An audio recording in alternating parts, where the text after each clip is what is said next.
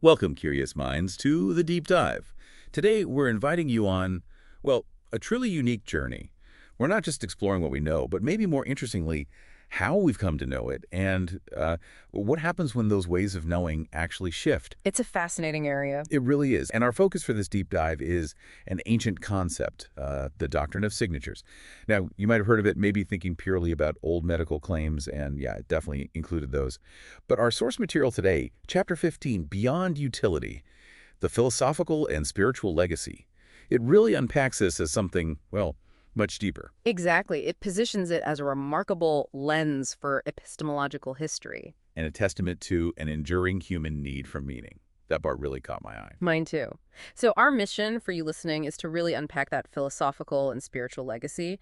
We want to explore what its rise and eventual fall tells us about how we as humans construct knowledge, how we seek out meaning. And maybe even how we can reconcile different ways of understanding, like science and symbolism. Precisely. That's the goal. We're digging deep for those insights that, really resonate. Okay, so let's start there. This idea of the doctrine as a lens for understanding knowledge itself. hmm What does that actually mean? How did people know things back then? It sounds quite different. Oh, it was fundamentally different. You have to understand, for centuries, truth, well, it wasn't found in a lab like today. Our source explains it was often found through analogy, through resemblance, Yeah. sometimes through ideas of divine revelation. Okay. Nature was seen as this kind of living, interconnected text you could read. There's this concept, an episteme Foucault talks about this, where likeness, resemblance was basically the main tool for understanding the world. Wow. So like a plant that looked like a liver might genuinely be thought good for the liver, just based on the shape. That's exactly it. That was the logic, the intellectual framework. And what's so fascinating about the decline of the doctor is how it highlights this massive shift, a real paradigm shift. Towards what we think of as science now. Right.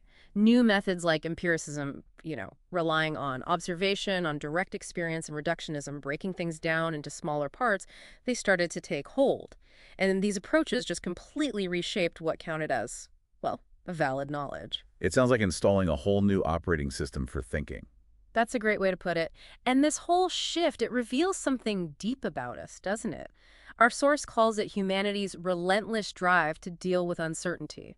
We're always trying to find order. Whether that's through seeing signatures or through physics equations. Exactly. Whether it was the sort of grand design of signatures or later the precise laws of physics, it's about imposing order on perceived chaos.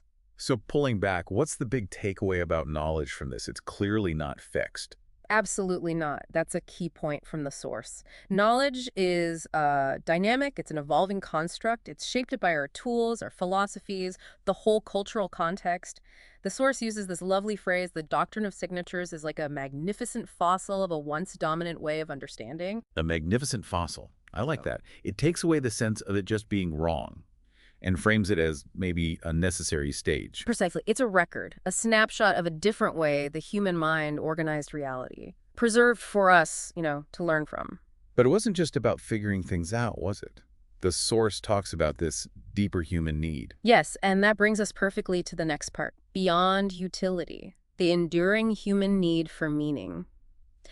Today, we live in an age that's really defined by material explanations, right?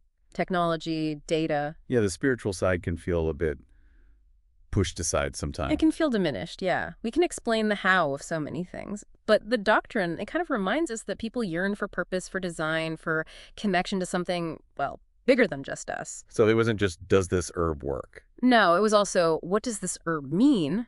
Yeah. In the bigger picture. Mm. Imagine living in a cosmos filled with these purposeful signatures, a world that felt like it was actively communicating its secrets. That must have offered huge psychological comfort, spiritual comfort even. A sense of belonging, maybe. Intimacy with the world. Exactly. Intimacy and intelligibility. Something a purely mechanistic, sort of indifferent universe, well, it struggles to provide that same feeling. So it was practical medicine, but also kind of spiritual solace woven together. Absolutely. It shows this innate human desire we have to find beauty, significance, that spiritual connection in nature, Oh, utility on its own. Just knowing how something works, it doesn't seem to satisfy those deepest human cravings. There's that playful quote the source includes attributed to Zoran.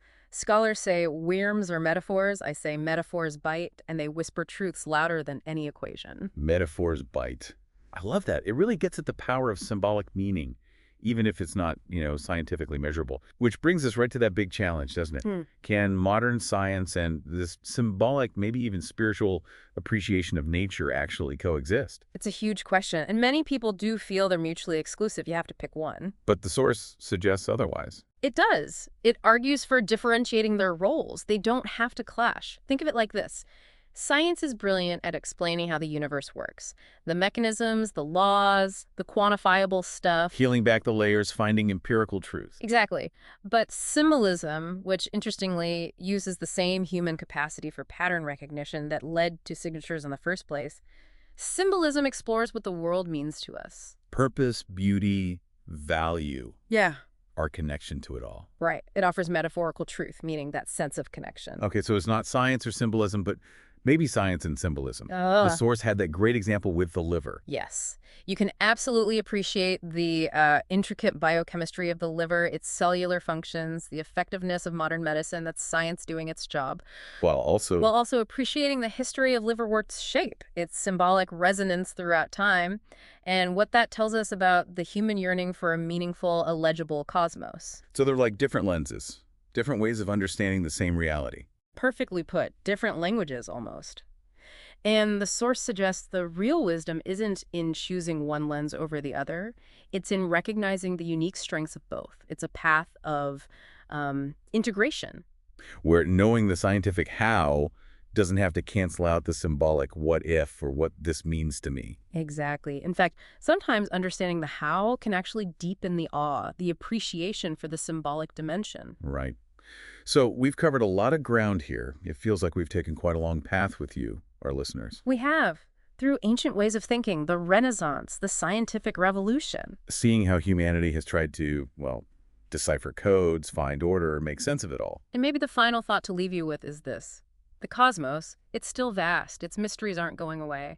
Even with all our amazing instruments, our science, there will always be realms just beyond our grasp.